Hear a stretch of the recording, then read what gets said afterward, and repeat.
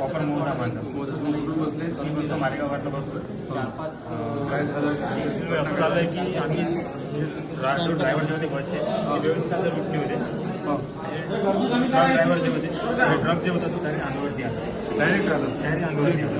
यांचं एस टीवाल्यांचं काही असं काही नाही. आम्ही बरोबर आपल्या रस्त्याने देत होतो पण विदिन सेकंडमध्ये पूर्ण ते फाडत एक पॅसेंजर किती होते पॅसेंजर जास्त नाही 10-15 होते.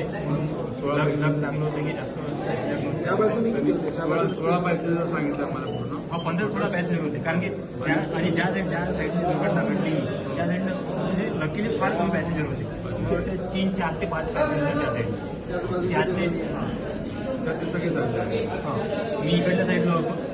एका साईडला मी बिलकुल असं फाडतच गेले आणि ते कंड्रायव्हरमुळे आधी तिथून पण बस चालत आली समोर याच्यावरून पाहिलं तर पुढं बस चालूच होती ती.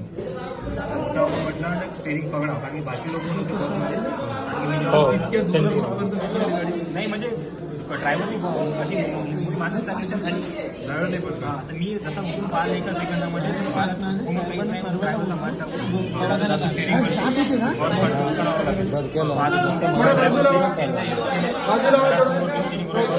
एक साईड लावून आणि सर्व जे होते बाहेर काढले.